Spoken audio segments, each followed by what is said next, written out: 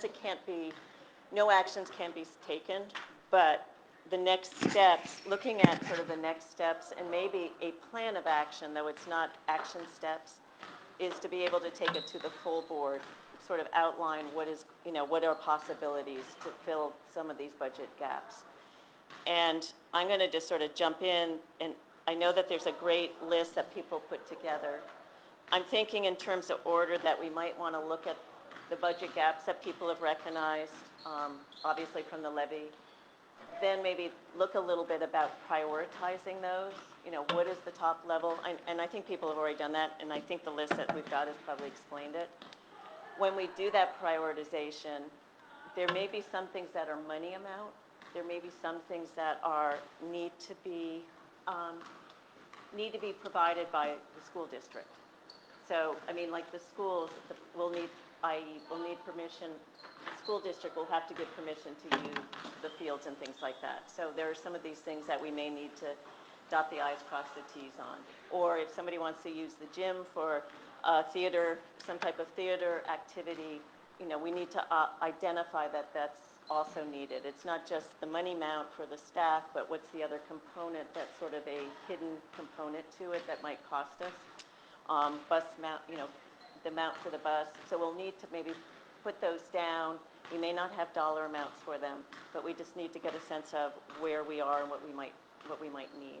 So I guess if that sounds all right, I'm looking at sort of identify the budget gaps. What are the other assets that may need to support those gaps?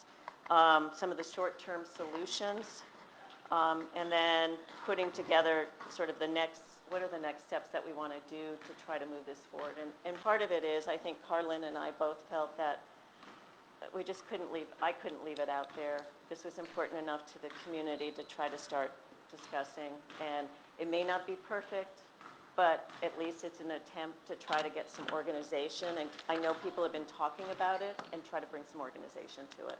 So I guess with that, I will try to be a scribe simultaneously. Didn't have it quite as set up because I should have had cake with this, but I don't. But I guess what I'd love to do, and then I can put those back there, but for budget gaps, did I get markers that actually work? It works. Okay. So I guess what I'd love to find out from people. I want this. Talk to the mic so they can hear you. Okay.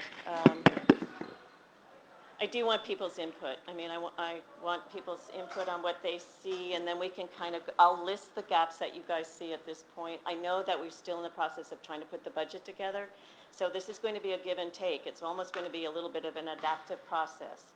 We're going to go through it, and then, we'll probably take a little bit of a gyration, but hopefully we can come out with this and working with the rest of the board to come out with some solutions.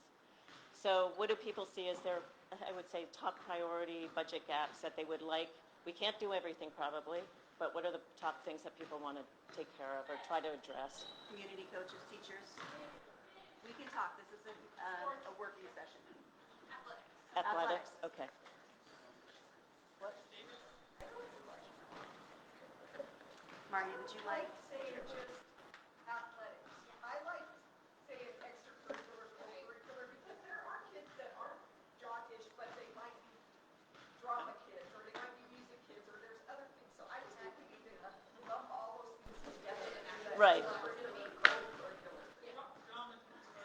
So co-curriculars is great, because that includes all of our. What I would want, sorry, curricular, excuse my spelling, and co-curricular. The other thing, though, and I'll throw out to you, and just so you know, my background's in art, in music. Art, design, doing painting, drawing. I played field hockey, sports. So the extracurricular is important to me. We may have to, and I don't mean to do that, but I think people need to think about, and I don't want to make one over the other, but are there some things that might be more, you want to see, if we can't do everything, what's the top list? Is athletics, hop, and draw, and some music, trying to do that. I don't want to say no to anything, but that's kind of. I think we should just focus on co-curriculars in general. Okay, so I think then later on maybe look at numbers. Okay. For most kids that it's only doing that, Yeah. you know. Okay, so what else might there be? Well, we do have Mr. Hughes, and he did come up with a plan. Okay, So when it has, I don't have a plan. what? I don't have a plan. Yeah. So, That sounds deep. I'm an Excel nerd. Welcome to my world. For okay? co-curriculars. If you guys don't know me, I'm Jared Hughes. I'm the head track coach. Been here for 26 years. Every year for the last 20 years, I'm the one that proposes the co-curricular budget to the budgeting committee, and then it goes before the board, and they approve raises or whatever. I've been part of that. And so, before the levy, they asked me to do a proposal, and I added some percentages, but because there's no levy, I just threw up some numbers, and we can have Martin and I turn some lights off so you guys can see this a little better. I'll try to blow it up. But where we spend money right now, to start there on co-curriculars, so you guys kind of see where we got the money from in the past, where that budget gap is that you guys want to make up and I want to make up, if that makes sense, okay? So, if I can make this big enough, it's hard to see, but basically this is my spreadsheet, and you can see every position, all sports, and you can blow it up more, okay? So basically what happens is the first part of co-curriculars is stipends and the cost for benefits. Does that make sense? Oh, I don't know about this. It's crazy. I think I'm loud enough. You guys can hear me? Okay. And so the cost benefits, and these are the positions that are on the salary schedule and the negotiated agreement and our school website for all the coaches and advisors. Does that make sense? Okay.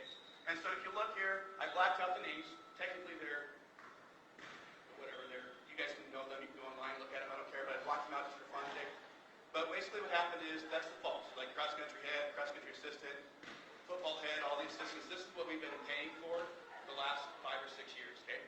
Not all of them been filled because of whatever reasons, because of numbers, but you have to budget what you think you would have, if that makes sense. Like we haven't had C-Squad for girls for a few years, but you have to budget it just in case a bunch of girls come out for basketball, correct? And so basically what happens is, what it comes down to is the current salaries all add up to $168,000. Down here. And to add benefits stuff, you have to multiply by a factor of 0.22. You can ask, I've asked the business managers over if any of them, you have to add them like for salaries plus benefits because that's the actual cost. So it goes, part of my coaching stipend goes to my per seat, if that makes sense. And so you can see that right now, if we filled every position where it was last year, it's $168,000, but with benefits it's $205,000. Does that make sense? This year, what I did is I took all the coaches that are leaving or gone and then put in a first-year coach. And if you take, because you get longevity stipends and stuff like that, and it ends up being $156,000 or $190,000. That's the co-curricular stipends portion. Okay. Then down below it is the athletic director for the high school. Their stipend for after-school supervision. Does that make hopefully that's good? Then half of his salary, or half of the athletic director's salary forever, including when I was athletic director for 3 years, came off of this. Not out of the teaching salary FTEs, it came off of this. So half my salary came from this, half came from here. The junior high athletic director, I believe that's their stipend for outside of work, basically out of work. Outside. That's where to define extracurricular is stuff all outside. So sports are all extra after school. Co-curricular stuff where you have class and during the day. So that's what hopefully defines it for you guys. The Band-Aid is the person who helps make the billions of copies for all the music departments. She's been here for probably longer than I have. And that's just her little stipend too. I think that's a board-approved thing. And then, of course, the high school athletic director secretary. She's just not the AD secretary, but she also does pretty much a lot of the POs and all the facility uses for the entire high school athletics. So it's more than just sports, if that makes sense. Does that make sense? Okay. Then down below are the amounts that are given to different activities for their startup costs. So, for example, music was $2,500. Do you guys ever know that if you have to buy music, it costs a lot of money for their copyright infringements and all that kind of stuff. So that's just for music and for band, music and band. Music is for the sheet music and band is for instrument repair. You guys know they have lots of instruments that repair. It costs a lot of money. Acadeka, that was for all of their outside costs for, if you ever been in Acadeka or seen it before, they have these huge pamphlets they have to print off and every week for every competition they go to and some supplies. Drama was $2,500. That's for their sets and Also, once again, copyright, if you buy a play, it costs a lot of money to buy a play for their copyright rules and so forth, okay? Gifted and talented, that was for, I'm not sure, I think the elementary teachers or elementary schools do more of that. It's supposed to be a little bit in there. And that was what was supposed to be broken down. Concussion, as you guys know, junior high through high school have to have concussion tests according to state and district policy. That covers our costs on our general to do the testing and to evaluate post-concussion so that we're safe and compliant with state and district policy. Athletics for junior high, that is just for startup costs, for equipment, that kind of stuff. The $26,000, that was for the high school because they have a lot more officials costs because they have more sports, more dates. It costs a lot more for officials, more equipment because they have more sports. Each of us, I mean, it's $500 per sport for goodness sakes. So I get to buy like a shot put and discus a year kind of thing. So, and then. Hey, Jared. Yeah. Not that it ever happens, but if any money left over carried over to next year, Yes, that goes to the general fund balance. it doesn't go back in the year. To the general, I can show you in a second. So, for example, let me finish up. So helmets on there, that is for reconditioning only, and we've kind of used it for purchasing as well. So you guys know that helmets have to be reconditioned every 2 years to be legal for us to use in the state of Idaho for their protection and so that we don't get sued like it happened a few years ago because of tragic accident. So that was still there. Transportation, it's been $40,000 for like 5 or 6 years. Those costs have gone up. We have made an adjustment, but this is what they put on there for now because I'm just keeping it as is because it's a So workshop. Jared, the transportation, that's fuel Co-curricular. and staff? No, it's basically to pay the cost. So let's just say I take a field trip. I get sponsored by Priest Forest Community Connection for my field trips, but if I wanted to take a field trip somewhere else, it doesn't get covered. That comes out of different accounts, like building accounts. If it is up there, so if it's drama, band, choir want to go to solo ensemble or whatever it is, they can dip into that money. Does that make sense? And it depends on administration. ADs, us athletic directors, sometimes they say comes out of a different account, like the $26,000. Sometimes they say take it out of the $40,000. You know, it's up to the administration. But the biggest thing is on the levy since 2020, I believe, it was $399,000. Because of unfilled positions, we only used $396 last year, so it was like $3,000 extra is all. Okay, that's if you filled every position. This year, if you just take off like the tenured, I guess you could say coaches and put in a first-year coach there, it ends up being a little bit different, it's like $18,000 difference. Correct? So, does that help understand what the co-curricular portion or extracurricular portion is, where every little dollar goes? Some people in the past were told this, and so they don't, hey, I got money for buying music, and they didn't know about it because we have such a high turnover rate with teachers. And so, but I thought that would be a good starting point to look at what I've been proposing for 20 years with the other principals and so forth, to kind of show you where it's at now, where it's supposed to be broken down, and I guess that's where I'm at. I know, and then everything else is for you guys to decide as a board. Personally, I think that I'm not going to say what I say right now. It's okay, just say this is a back workshop. to- So basically what I can say is, poring over the budget, being the budget nerd, I was the person like Kathy who looked at all 246 pages of the budget over the years. I think the money is there. If we just do some, I guess, creative, logical thinking, but if the community helps, that's up to the board to decide how much the community wants. They want the community help, or I think that maybe what I'm thinking of is that would be under solutions. I mean, I think Right. solutions might be, that's up to her to decide. That's where we're at. Can I ask you, Sure. back to Billy's question of where it goes after it's not used? So these are levy funds. They should be carried over to whatever the line item is. And when it goes But- into the general fund, it becomes not just athletics. Yeah, but realistically, usually it's just like $3,000 or $4,000 extra, and it gets carried over. But that could also be used. The other things in the past, say we get a bunch of helmets or a bunch of something breaks. If there's overages on the salary portion of it, say we don't fill like 5 or 6 positions, that's about $10,000, $15,000. We could use that to buy a basketball rim that gets broken or something, if that makes sense. Or usually it's a safety issue, helmets. I guess we get a big influx of people who need helmets. And helmets cost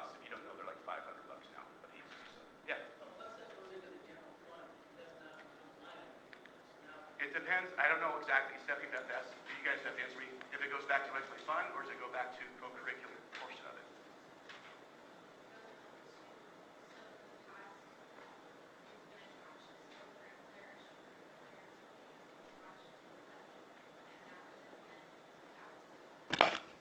Back to that, like, before. 104 or 103, 101 through, no, 101 through 104. So just kind of depending on the intent of the money and the language of the ballot. Okay. Did everyone hear that? But it goes into a levy account number is what Steffi is saying. So it doesn't go into, it's coded, the accounts are coded if you've ever requested records, So right? technically it's, Yeah. so anything that starts with a 1 is considered the general fund.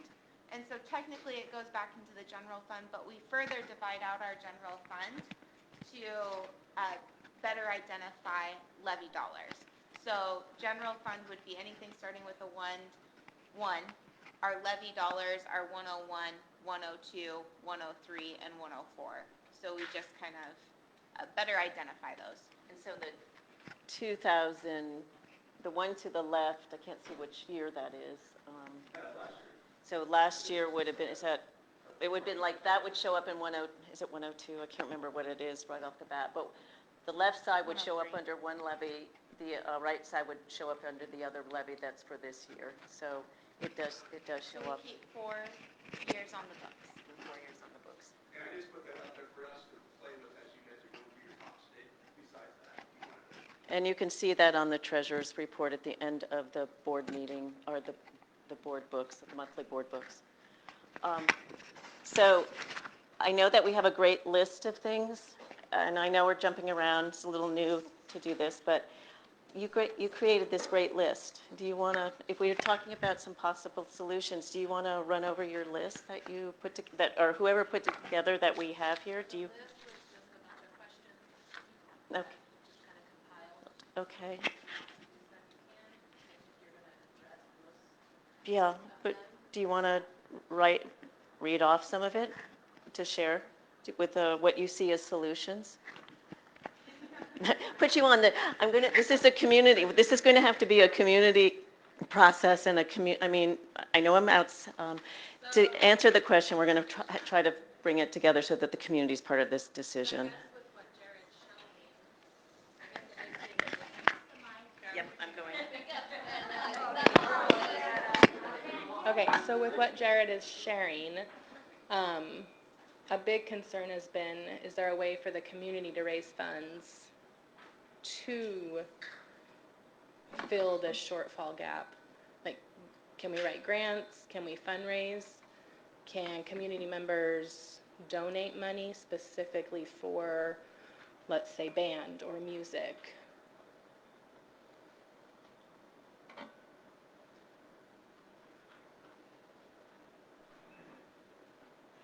And Steffi, what fund would that, is that something that has ever been done before? Fundraising? Yes, it has, right? And what, But for this large amount to cover this Yes. has not been done for our district. but if we decided to have a community come together, say hypothetically Booster Club, and do a lot of fundraising and write grants and get the community's input, have coaches involved, and we are able to raise enough money, we can do that as a district without concerning and getting voted down by the board. Is that correct? I would defer to superintendent.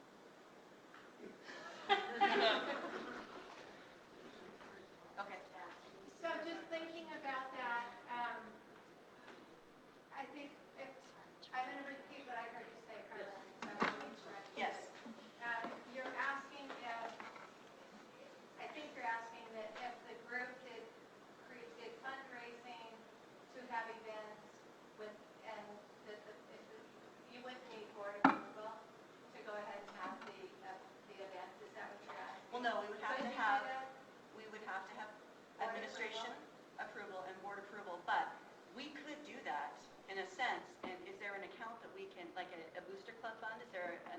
club, or is it separate entities? Is there a fund that I would say the fund that community could feel safe donating to, that it would only go to the superintendent. That's where I'm coming at.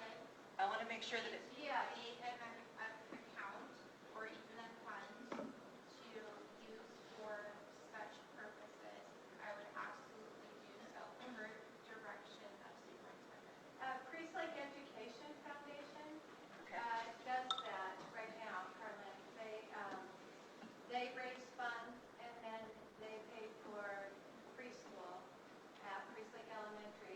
However, they do run their funds for the teacher for that through district accounting. And so it has been approved and there's an account made. And then when it runs through the district books, it runs through all the same processes and procedures that the district uses. And purchase orders and those kinds of things. So Susie, is with the Priest River Education Fund, or the Community Fund, is that the right name? If you're about the Priest River Community Foundation, Right, the Were Priest were River you Community. asking about that? Well, could they be, I mean, could they be set up as the collector of the funds? Could they set up a separate account to collect the funds, and then those funds would be given to the school district? So any funds that the school district has access to or controls, it is under the discretion of the Board of Trustees. so in theory, if the Priest River Community Foundation would be willing to set up a separate fund, and then as needed for various sports, would only give the school district those funds, then it wouldn't be, A donation. It would be yeah, a it'd be donation donation for with that restrictions, particular but the designated funds item. could be, So per board policy on donations, we would want to take a look at that, because there are, you have policy regarding that, and there's also procedure regarding that. And so, depending on whether or not, there's a lot of variables here.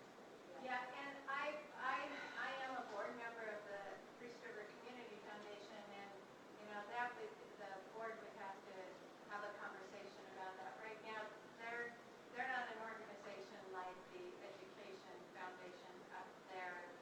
However, they do support education and they write grants. But that, I would defer that to the board. But the other thing you want to think about is, as you're thinking about athletics, a couple of things that came to my mind for checklists and questions. You have to make sure you're following Title IX, and you're probably aware of that. The other thing is, while Jared has done an excellent job with that spreadsheet and those costs, the district does see additional costs in that, providing your facilities, your custodial cleanup. We've had conversations about that just recently because of cleanup, even when the community is using our grounds. Mr. Oliver said there are messes that have to be cleaned up, and that is a cost to the district that we have never thought about being a problem before. So you want to think about those. And somebody asked about state trips, and fortunately, we had a lot of state trips this year. However, there are costs for that too, and sometimes they are in addition to those. So just want to be thinking about all of those different areas that will. I have a question. So I'm the new volleyball head coach. Following Title IX, if I get all my funds together to run my season, can I run it if basketball doesn't get their funds? Is it an equal play, like you have to offer all sports? Or is it individual if I get all my money together for my sport? I can't give you the exact answer, but it's you have to offer equal opportunity to play, and that's why you have, if you actually look, there's equal numbers of boys opportunities for each numbers of girls sports, Got it. and that's why even though some of the positions are filled, you still have to offer them, if that makes sense. Yeah, and it has to be in that same season, right? So You there's- have to have a boys sport Right. going around. And thankfully, wrestling added girls wrestling, which is really helped out. So make sure that we're more compliant with that. So- That's why there's some differences. Something that we've told the on board with that, that they still want to play, and their parents will get them even 5 and 6 hours away. So, a short term, I think if we have to, we could cut transportation. It wouldn't be fair to the kids, but they want to play that bad. And I've talked to my assistant coach, and again, I don't know what Title IX rules are, but we're willing to volunteer our time to be coaches. Majority of the coaches have volunteered their time. So if we scratch that, Scratch coaching salaries. scratch Is that coaching something that- salaries, Is that something that the school board or policies are in place to allow volunteer coaching? because I think somebody has to be liable or responsible, right? Okay. Get $100 instead of $4,000 for the transportation fee too. Does that lie on the district for, you know? I think the district has to provide certain districts and state transportation. Well, we put a policy in last year. Last year, we did a policy, though, that transportation can be done by any, Yeah, we had a policy. With her- thing. Coaches So cannot I'll just speak, I can just speak on my experience, but I've done this Friday, there is some concern about transportation and the way it was done this year, not that, just because we ended up in, not having buses and stuff like that. So in talking with our insurance agent, can we not provide transportation? Yes. The schools can have activities and not provide transportation, but I would recommend to Mr. Pierce and to the board to make sure that if you do have your activities and you're going to go that route, that you have everything lined out, because you could be liable as a coach, the district could be liable, and you want to make sure that you do that all correctly as far as students having transportation. Is there some sort of form they could create to release that liability? There's actually a national form that people can do. If you did, you have to bar club on it, but it's nationally reported, everyone can sign a form. Yeah, and our insurance agent too had a form that they would recommend, so, and probably legal counsel. And I would assume, because just Grangeville, we all know Grangeville doesn't transport the school. And so the district is whatever Idaho the school athletic association requires, Grangeville is able to have high school athletics without providing transportation. So Grangeville's, Maybe reaching out to Grangeville Grangeville, to see okay. what they're required to provide transportation and what they have their parents sign. Do they come all the way up here in a bus, or it's all separate? And there's a reason there's always a crowd with Grangeville, but the parents drive, they drive. But they can attract for districts. The track team actually raised the funds to pay for like a field trip. Priest Forest Community Connection pays for my bus. So you can have people pay the district. Makes sense? But we also have Coeur d'Alene Charter, your parents are in charge. So the coaches are in charge from the moment they get here to the moment they get back, right? With Charter, it's the moment you're at the facility for your competition until they sign out with their parents, if that makes sense. So there's different avenues.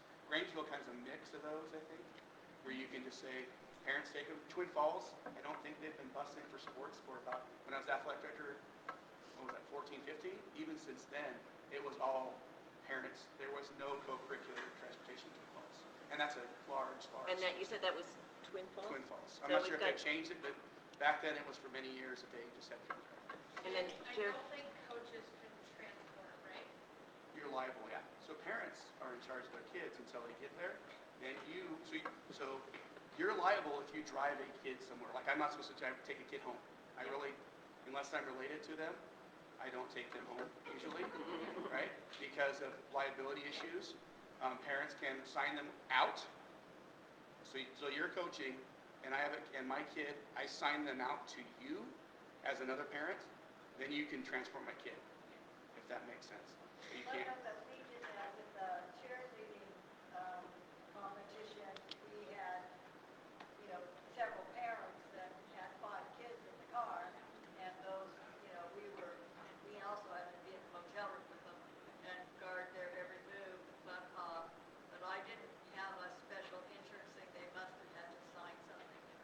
between the parents. So It you're is. actually sticking your neck out as a parent, Yes. as long as you guys are all getting along. If your coach is a district employee and not a parent even volunteer, then the liability falls on district or the individual as well. It's up to you and the parents. Yeah. So I guess back, I don't think that answer is there a way that coaches can volunteer rather than being paid? Which are lose your liability. There currently is. What is it? Would you, There currently is options. options?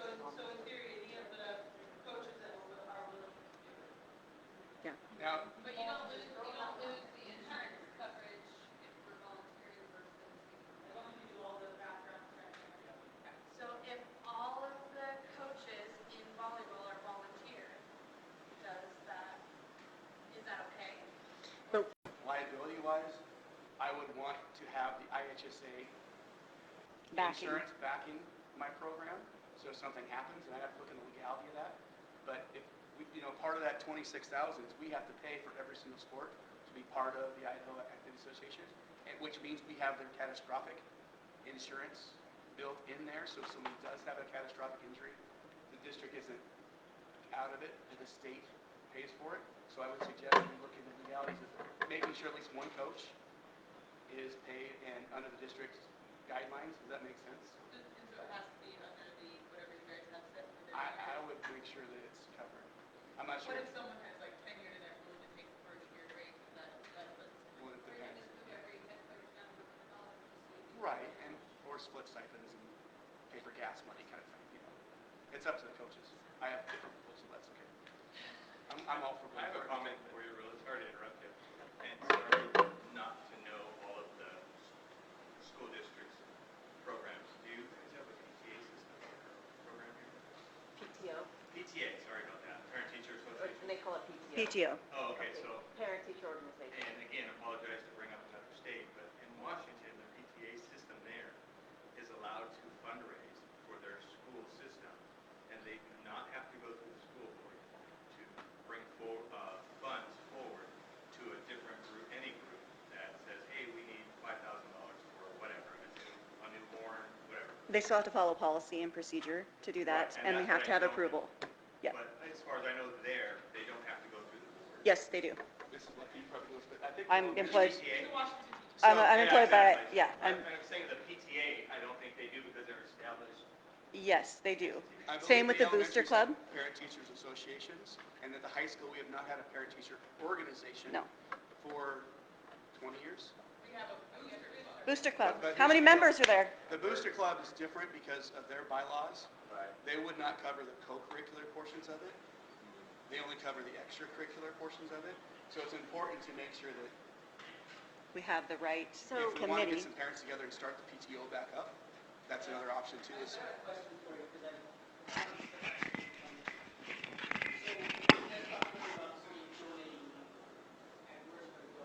So, if a group and they're nonprofit organizations get together and they get grants for things for children, for activities, and they want to donate that to the school, to football, basketball, soccer, music, drama, whatever, we have to look at the board to donate that? Are we allowed to donate that? So if you come up and say, I need $10,000 for a new year, we say, okay, we're writing a check for that amount, for that. We have to look at the board, and we do that to the school. We just donate that to the school, so that. Well, Susie, because there is a way up, at least up north, I mean, at Priest Lake Elementary, it seems like the local PTO raises money. And I don't remember going through, I mean, it's never, if we want to purchase something, Where does your festival? Okay, well, now, just say, when I raise money for the music festival, bring it to the music, so I say, I bring it to the music department, I give it to the music instructor, we walk down to the front office here, and they write me a receipt, and it goes into the music department only. So, I was gonna say, I'm with a group right now that we're putting together, it's called the PLYC Research Youth Curriculum, and we are nonprofit, we're working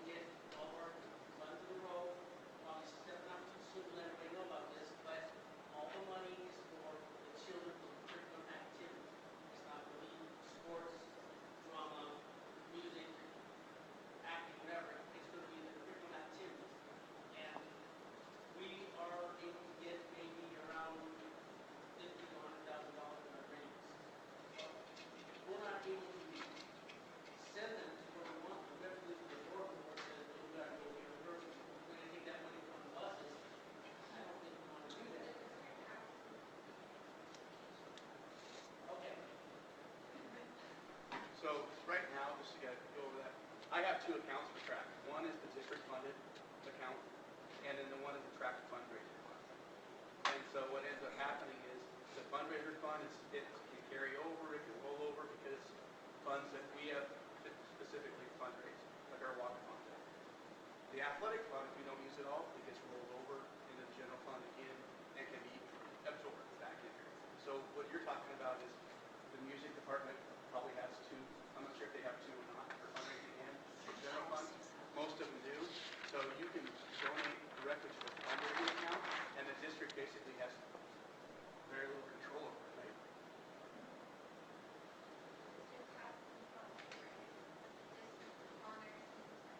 Thank you. That's what I meant to say. Yes. I mean,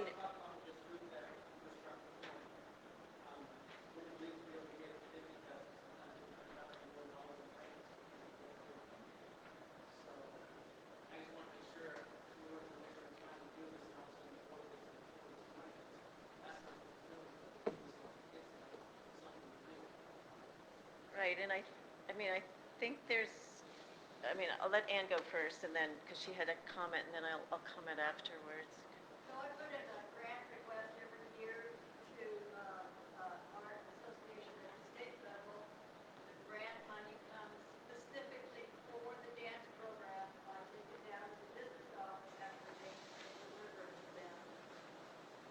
And it goes into an account that is called dance, I believe it's called that, like, and when I teach, I, put in my hours and the cost that we incur, and it gets subtracted back out of that dance program, and at the end of the year, whatever's left over carries over to the following year.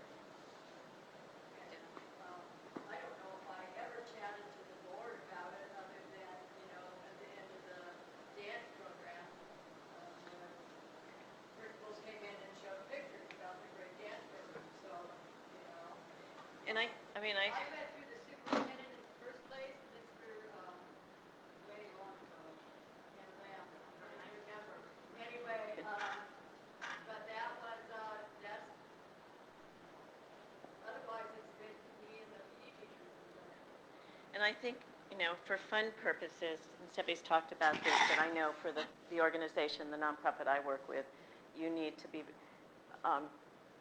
if a funder gives you, and individuals are funders, in my mind, if funders give you money and that's specified for extracurricular, co-curricular activities, you better spend it there. Oh, yeah. You don't, and there we, Best interest. and, it would, and I think, if that's what it's tagged for, that's what it should be used for. How the avenue, I could see one thing being, raising private funds, I guess part of the solution in my mind is, are there money in the budget that we haven't talked about as a board, and that we might have that might be able to help with this? Are there, how much funds could we raise in the community? Do you want to do it as a lump sum and then give it? Or, is it better to try to set up, maybe it's an account, maybe it's the one place where it might be a board approved, is a separate account for extracurricular, co-curricular is set up to start with, and then Steffi's probably going up, but that we are able to track it and identify it and track the money, make sure it's going where it wants to go.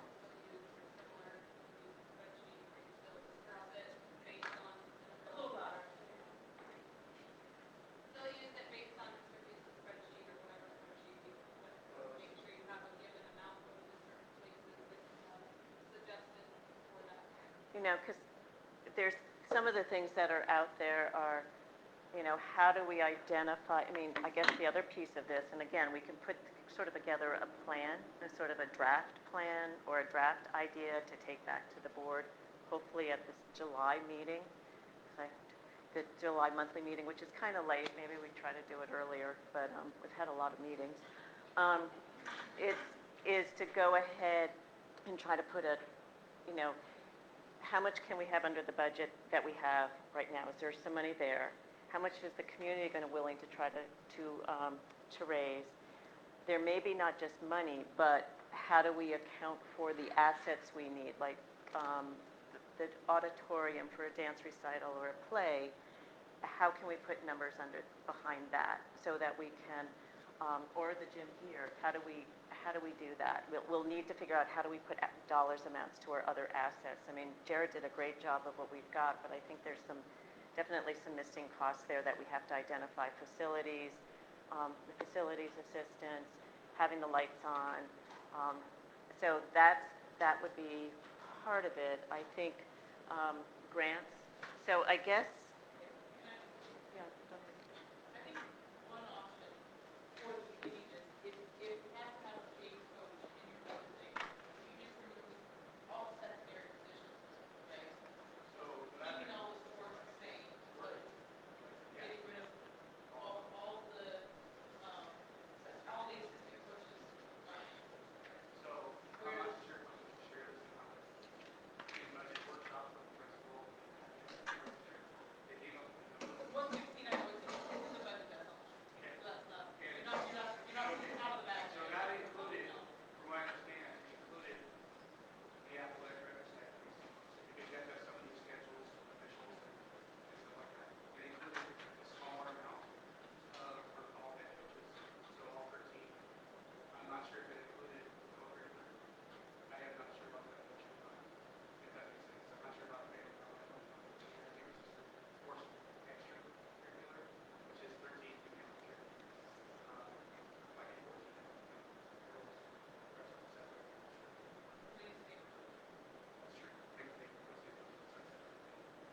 That's true. But,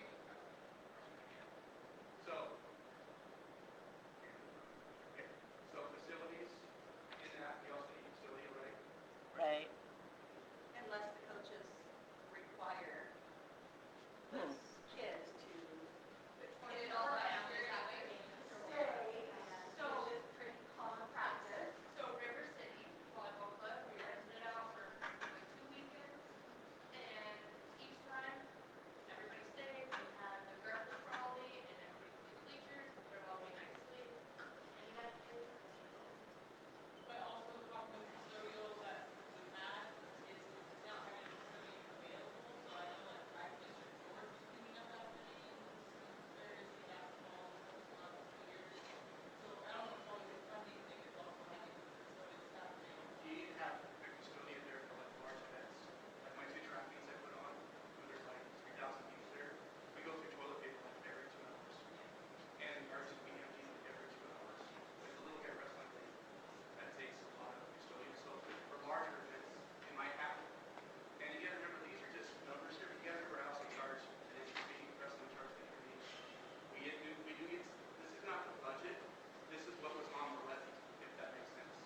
And so there is state reimbursement. We are fully invested now with the state, so I'm not sure what percentages that would be better, or Mr.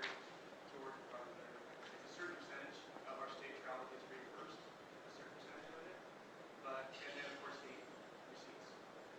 What fund does the game sessions, I know, what fund does the receipts go into for use?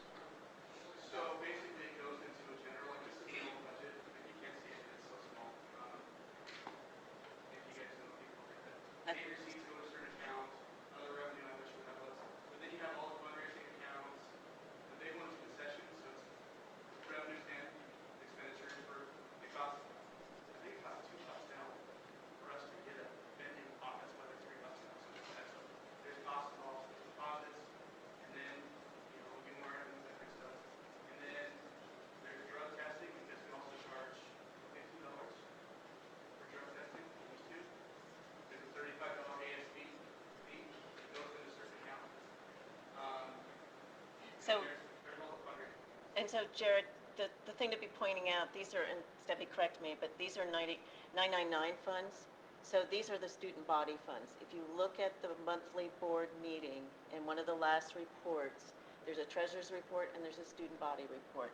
So what you're looking at are 999, and then the other codes will tell you whether it's junior high, high school, Idaho Hill, Priest Lake Elementary, PRE. So that's where these are that's, if you're gonna look at where they are, that's where you're gonna find them. And this amount basically gets deposited, so on the levies, the levy amounts get deposited like they're separate. So stipends are paid out of separate, one, whatever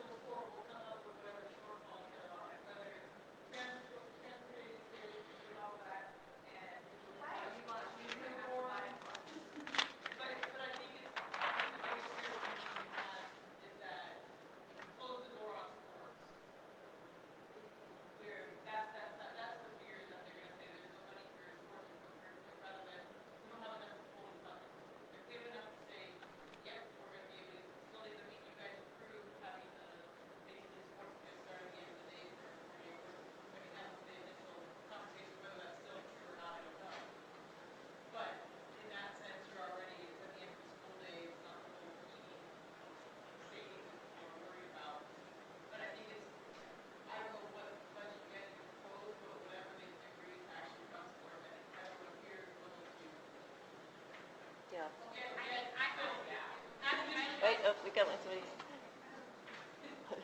So basically though, what you guys are talking about is funds, right? There has to be funds across the board for Title IX purposes. Yeah. That's, has to be the starting point. What do we need to fill the gap, to fill Title IX sport? Because volleyball has got it set.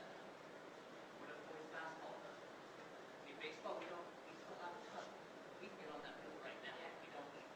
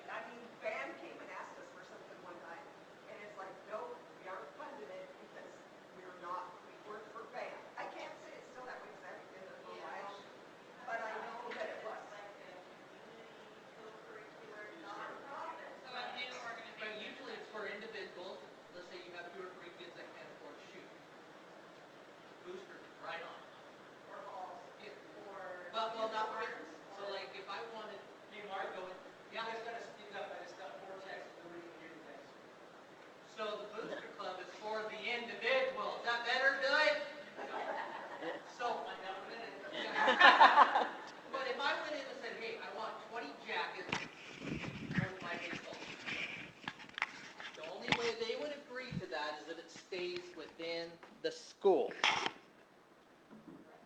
That's part of a uniform. We're not buying something to a kid to keep. That's how the Booster Club works. So, and since I have this, what is the shortfall number we're looking at for athletics? Maybe that's where we should start there and see what we can raise from that. We're asking all these questions, but we don't know the amount we're looking at. 116,000 out of that. That's the thing to do the math on. Mm. When you take out the transportation, you take out the uniforms, you take out all the purchase pay, except for $100 for the head coaches. With that number, and present that to them. That's I think you need to come at it with the bare minimum, so they approve it.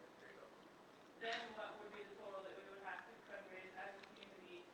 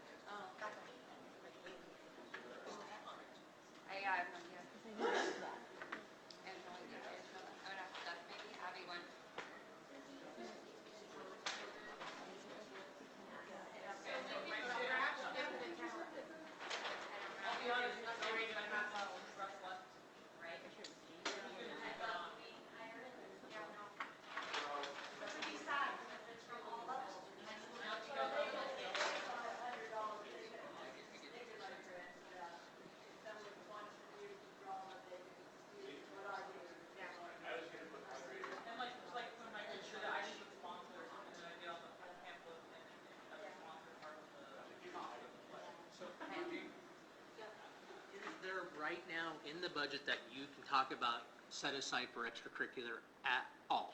Is there any money there? Any money right there? That's this 160. That's the 160, that's the 25%. There's actually line item on the last budget. 25% of the So for sure, there's that much. levy. That's what's in The the. budget hearing is tomorrow night at 6:00. So in theory, that could get taken away. The budget hearing is tomorrow night at 6:00. But we need to make sure that, Do you have a proposal, Have do you you have seen like a that? proposal for that? It just has 116 line items, not broken down by where it goes. let's just remember the discussion when we were interviewing in the auditorium, what Mr. Durst said about co-curriculars. I think we all remember what he said. We need to make sure that people. So I, you know, that we could. We all keep saying it tonight. Is it extracurricular or co-curricular? Jared gave us a definition, but not everybody's doing it that way. And how will he?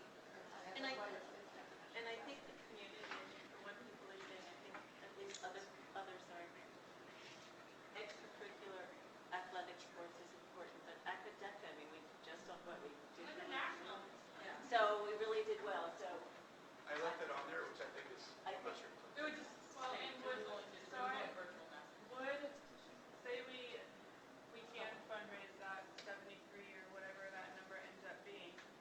So that, I don't know who said it about potentially having athletics, but it taking away from the teachers and the parapros and all of that. So that can be proposed to the board and not have to affect any of those other jobs or other positions or people or programs at all, right? It Depends on how the breakdown. depends on what he comes with under his belt tomorrow, honestly. Verbiage and the way I the mean, wording. I think that's part of the equation or part of the discussion is what can the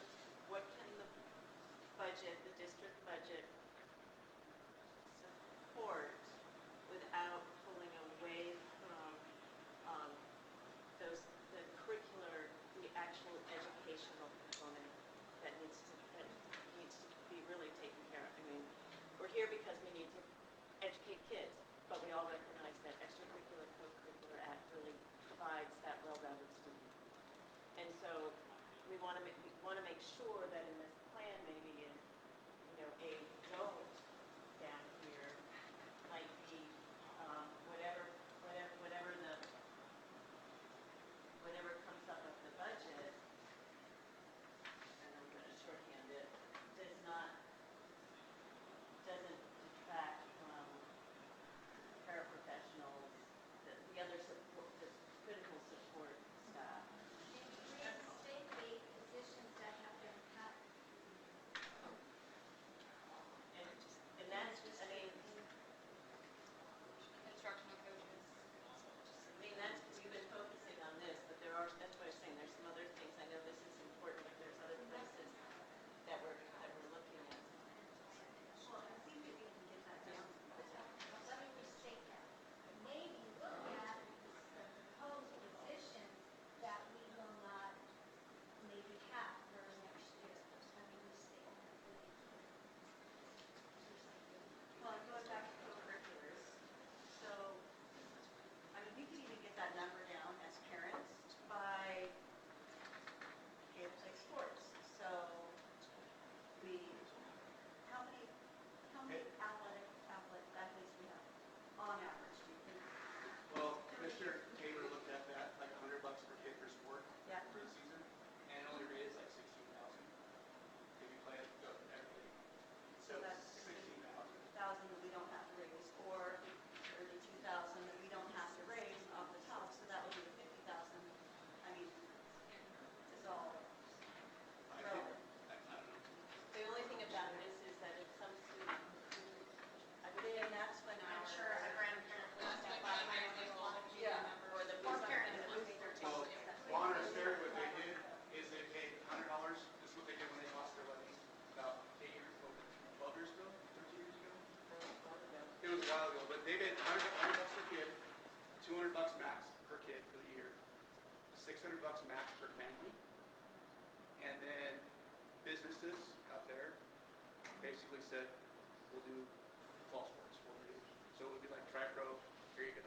Like IFT, community sponsorship. here you go, if that makes sense. Well, I think that And would so even that's happen, what they did there. that would even happen between all the extracurriculars, like if drama can't get their money up, everybody else would step in to help them. So I think it's not just, yeah, it's not just a sport or a club, it's like a community, that's what we need to get back, it's the community helping each other and figuring this out. I would rather crowdfund than pay to play sports. Yes. We have, people here on youth sports know $35 is a big deal for families. And if we're training, if we're now going 5 to 6 hours, 2 times, They it's gonna basically be a lot on that one family that drives 10 kids. They took that 16 to 20,000, whatever, they had more kids than we do. Yeah. right? And they said, they just took it to community, and the community just said, okay, this business get this much, and it just went to pay for all the kids. Is what they Well, and did. that's what I'm saying, so if you, I don't think we have to get to the 116, I would just say if they give the 116, and cover that, like I said, some of the coaches may donate back, but each sport just would fundraise what they would need for their share. Yeah, I get paid free, I'm just gonna take that check and fund it back into my account. So I think the big question I have is that, I mean, I think people are willing to donate. The question is, what is the best vehicle to donate to? So that people feel comfortable donating and that is it, I mean, there are other fiscal sponsors and it still could come back to the district and it could still be run through, but, I mean, there's,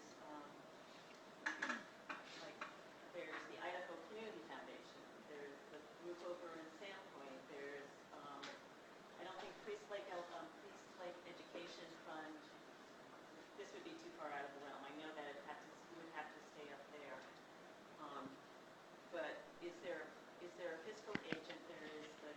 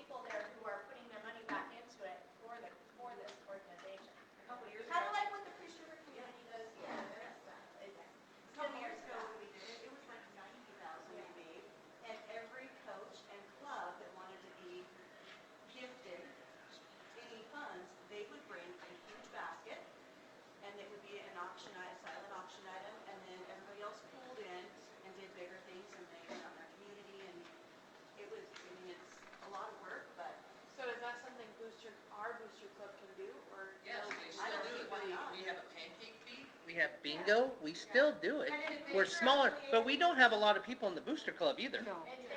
We just don't. People really getting in there to help, because it's a lot of work. So There's a group of like 5 or 6 ladies that does all of this. Well, we have Savannah, so we have an advantage. So, Yeah, and if we really want this to happen, Booster Club's a great asset, and last time we checked, I mean, when we were doing I volunteered a couple hours to go down and do and we were judging for the what? Homecoming, and we had six businesses decorate or something. I mean, it was so very sad. I mean, so we really, everybody here, we really have to go out and we've got to get on this. 6 weeks is a very short period of time. So can Booster Club hold the funds separately, or is it like? Well, the only thing about the Booster Club, you've got to look at your articles of incorporation and bylaws to make sure it's within that. But it's a starting point, yes, that's what I'm getting at. Also on It's a the next starting point, we need to start a PTO, there's a lot of things that we can do. We need somebody to head those things and just go for it, and people, become passionate about it. 116,000 is the starting point for us. I mean, look at this, I only think budget gap is 72,000. I worry about not having all the money in the beginning, because I worry about the kids that play spring sports, or football gets to go, basketball kind of gets to go, spring sports get not to go because there's not money. I think we need to try to come up with something where you can try to make the bulk of the money all at once, as opposed to, okay, let's get just enough to get started, because I think if we do, let's just get started, it's gonna fall apart down the line. Because when my kids were in school, when Ben was in school, the baseball team and the softball teams, they got the shaft. If somebody needed uniforms, it wasn't them, unless the coach paid for them, because the money was gone. And I think I can't say it's still that way, but, and track, I'm sure probably has some of the same issues, because the budgets are gone, and then you get to spring and it doesn't go as well. Well, I think they're all allotted for maybe I'm wrong, but I'm new to this process, but each sport is allotted a certain amount, and it's that Title IX that we have to do. It's women, $500. girls, and It's so- not, $500. it's not That's my enough game to, balls. I don't know. So the biggest thing is starting with 116,000 is to get a coach, say we're doing it, we already have schedules, we're starting. To fill in the rest of the stuff, we have to do fundraisers. I think there's like 3 proposals actually. One is, I think the district, I personally looked at the budget, people disagree with me, whatever, but I think the potential to find 400,000, which is about 2% of the overall budget, could be there. That's the first, that's like option A for me, is maintain, like Whitney talked about, maintain all the people that we've already talked about, parapros, everything else, and see what's left. Actually look in there and see if there's that 400,000. That's option A. Option B is this one, where you just get things started and then fundraise. Option C is, and I guess she was talking about earlier, the scare of like just a co-curricular levy, just to backfill the other 300,000. Does that make sense? I think that would be option C for me, is like start with 116, run the August But levy. the thing is, the August levy has to be everything, the board has to approve it, a resolution by July 16th or July 10th, but realistically, that's not there. But what I would do is that maybe, I'm trying to think of, is a way Is it really not realistic though? I mean, if we can get a small group together and we can get together with Stephanie and we can come up with a blanket, and then that could be our option A, and then if that gets shot down, then we can go to option. I think that this isn't, I know that there's some reservation, we want to put together a plan of how to move forward, and I think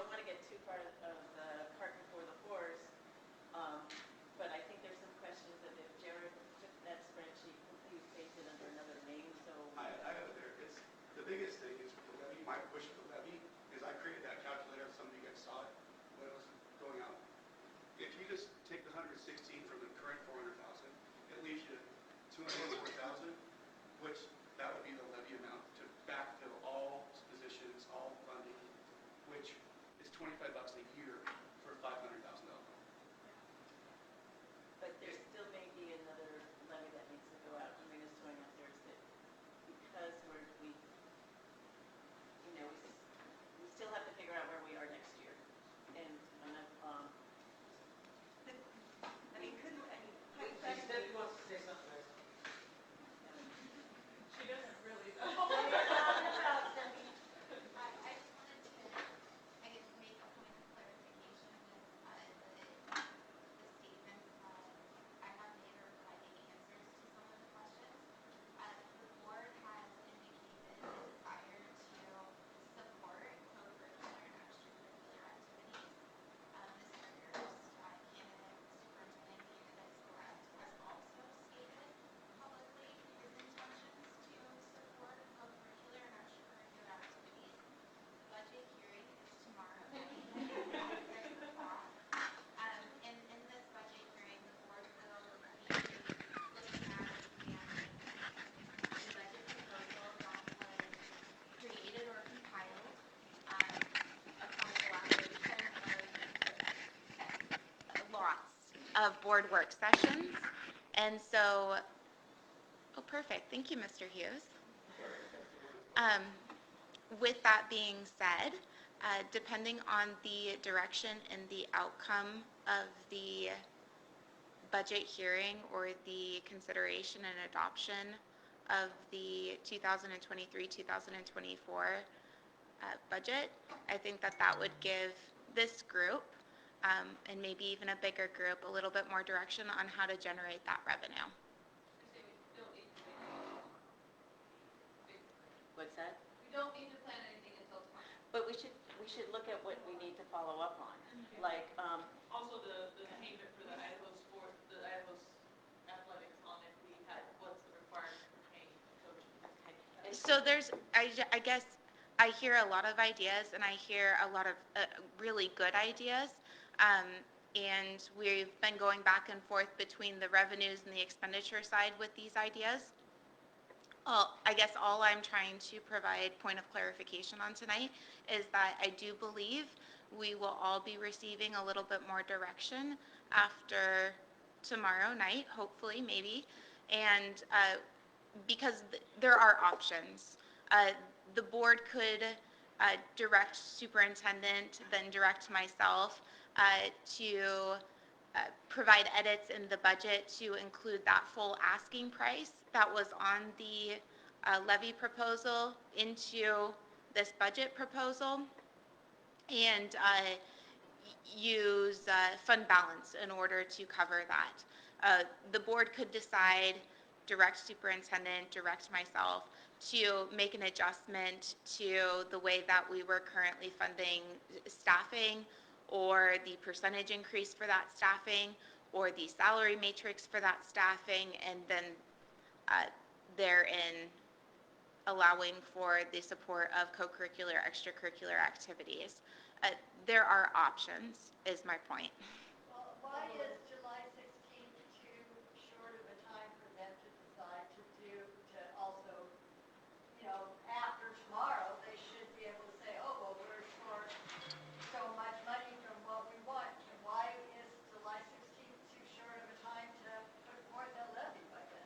Ms. Chamberlain, I'm not sure why you're asking me. I've been working per board direction on all of this. Wherever the board and the superintendent tells me to calculate the numbers or allocate these numbers, I have no hesitation in doing so. So co-curricular activities aside, is there an area, this could be a yes or no question, that this group should be discussing that there might be a shortfall? You can't answer that. There's a lot of variables in that question. That's not yes and no. And I think it maybe is not, we need to make sure that our co-curriculars are mostly funded. And so I think we need to be proactive, even if we do get some money from the budget, if we do get to run another levy, those are all ifs. What we know is that we have a booster club that needs our support, and we need to come up with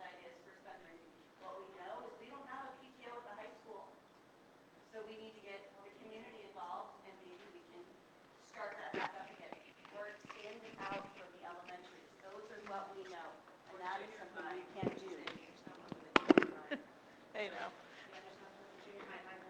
So, what I'm saying is that we have, Individual programs could bring junior high into and be included in that. I'm sorry, what was that? Trying to expand the PTA. Expand the booster club, Oh. not just be at the high school, but to include the junior high. Absolutely. I don't know why that, but we have to, as a community, pull together. I mean, we've had 4 people doing it for several years. And so we've got to step up as a community. We want these things, but now we have to put in our time. We've got to get our hands dirty and our feet wet and jump in. And So does anybody have the articles of incorporation and the bylaws for the booster club? No, I asked, but I haven't heard back. Because we want to, I don't, the only reason I say that is if money is raised that is outside the mission, then that organization has to pay taxes on that money raised. It becomes net income. So that's why you have to make sure that you're, and it may be that the booster club expands its mission, but you have to be careful. That's, I don't know if they will come back and. Well, they should at least expand it to not just sports, but I think they could amend their bylaws. I mean, as a PTO president, we amend our bylaws. so PTO, president, could we amend and expand it through junior high and high school? This is our PTO. Mm-hmm. Well, that would be kind of tricky too, because we have, I know Will has their own PTO, Priestley has their own PTO, we have our own PTO at the Priestley Elementary, so which one expands into the junior high? I guess, just so, I can only speak for Newport, that PTO is in our elementary school, pause and pause covers middle school, high school. That's kind of the PTO governing piece that's not directly through the school, so. So we'd be better off expanding booster through, to include other co-curriculars and include the junior high than. Junior high is hard because they're only there for 2 years, so to get parents involved. But if you got it, but if you did, but if you expanded booster, you start them in 7th grade and you get them up through. That's right. Or more with more kids, yes. Yeah. So, That's where and then is there an application to sign up for Booster Club? Will you bring 100 copies tomorrow night so we can all sign up for Booster Club? Because we want to make sure that we are doing our due diligence, and if we want this to happen, we need to all put our feet in.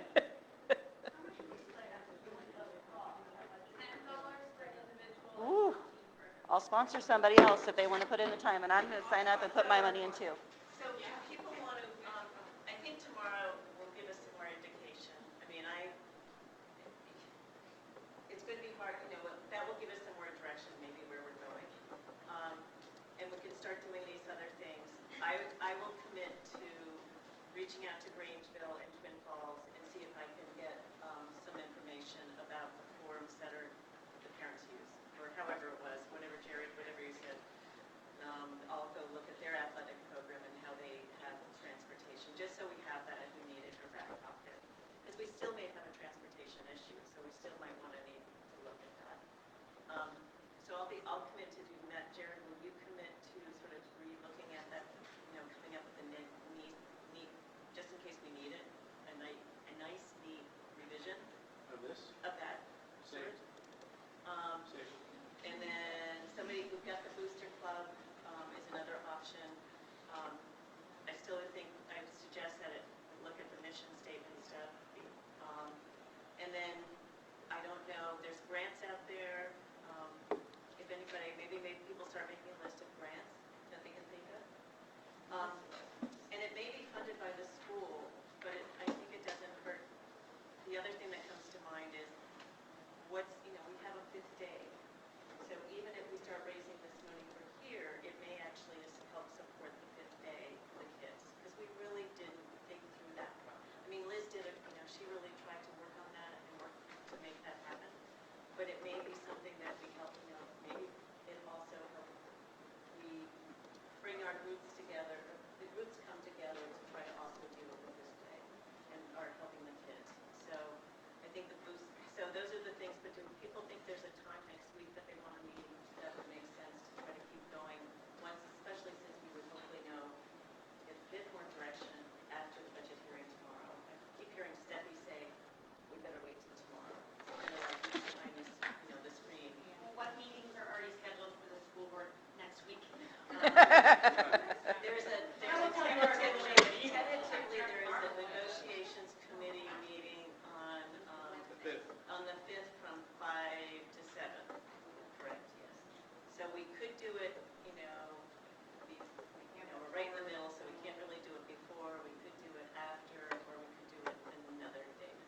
we have enough time to do it Thursday or Friday?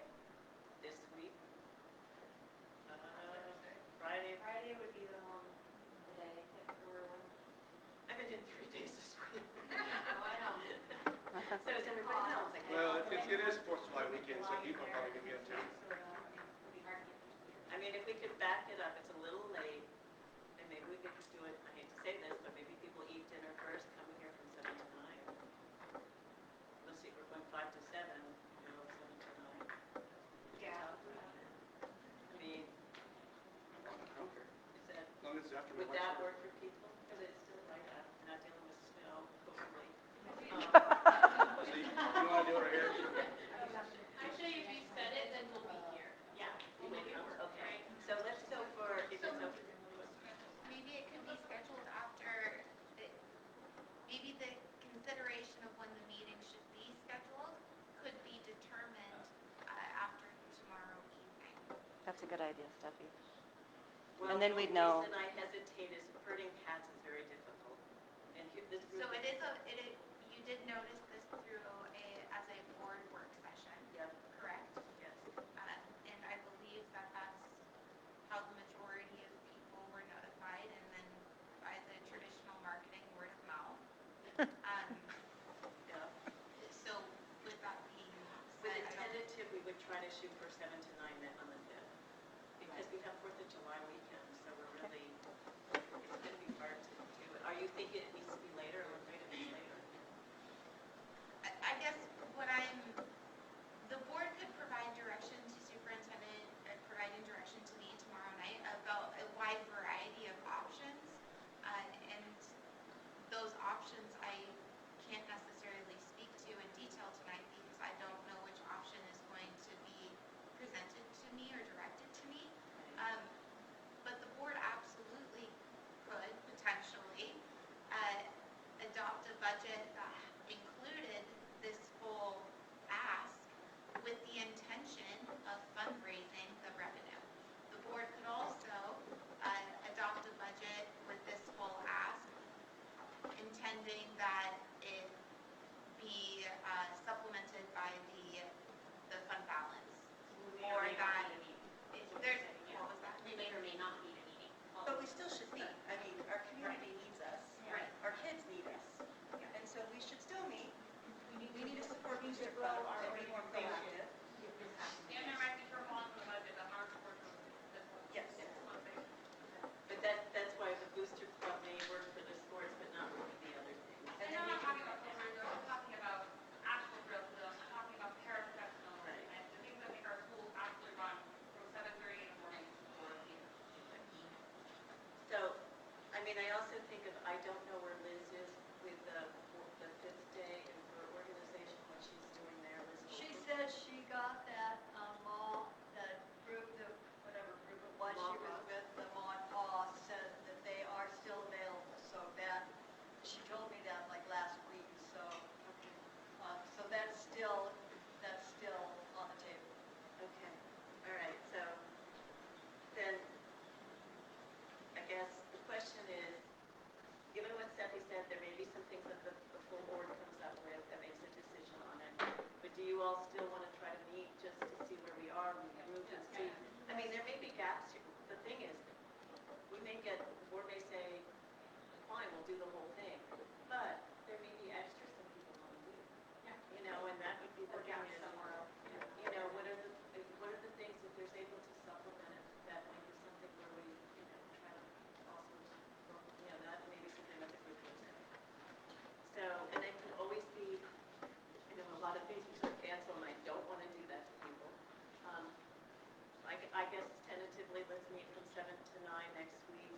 Put it in your calendar, people. A canceled meeting is better than a And had. I think. That's right. 7 to 9 on what day? Wednesday, The 5th, I think it is. the 5th. And Steffi, we can, the group is wanting to meet, and I guess we are, trustee Barton and myself can ask together, two of us can ask for a special meeting. It would be a working session, a work group, and I would do it under that, and I would bring it to Chair Rutledge's attention tomorrow. But I would say is that we keep moving to talk about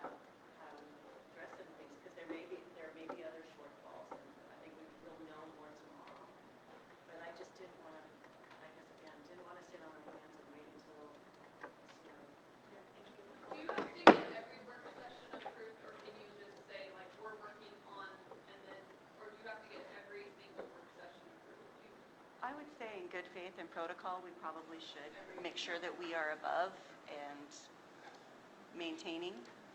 But if Booster Club has a meeting and fundraising ideas, maybe we should all go to that. And that doesn't have to be approved by the board. We're supposed to meet tomorrow, but it's being changed because I really want to go to tomorrow's meeting, so possibly Thursday. We do have a Facebook group, PR Smart Booster. Okay. Put that in your phone, peoples.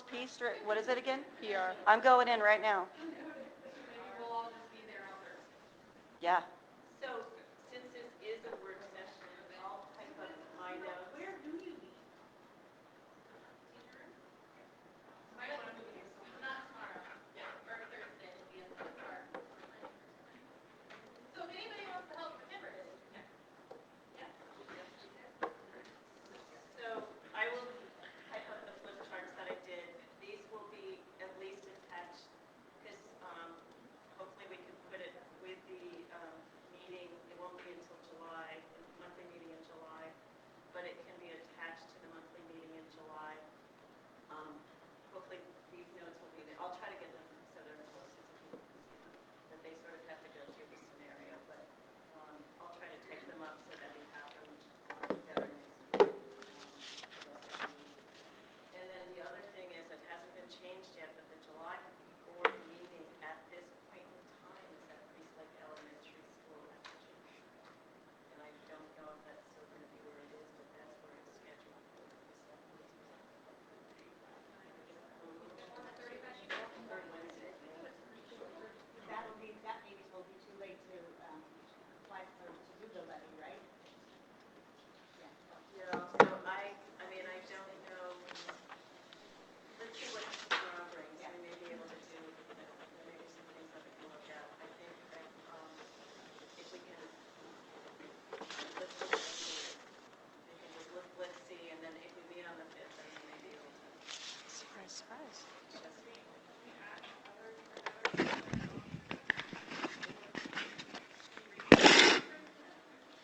School resource officer. Maybe that's part of tomorrow too, I don't know, but I think that needs to be on there. If the budget doesn't include the SRO, I think if we decided if it ends up, we need to, we've got a negotiation started, we're hopeful that it'll be covered in the budget. If it's not, then maybe we add that on to our co-curricular levy. This is all ifs. So that, just so you know, because, tomorrow can be a 5-minute meeting. Recess. Okay, so we'll, So thank I you. used to like recess. I think it's actually 7 minutes, not 5. And I think on their Booster Club Facebook is a membership form, so if you go on there, she doesn't have to bring 100. You can just do it yourself. Good, thank you. Or you could or you could still bring 100 if you felt like it. I'll give you money. Thank you, you two. Thank you very much. Please put your chairs on top of the table when you leave. Thanks. Thank you, community, for coming.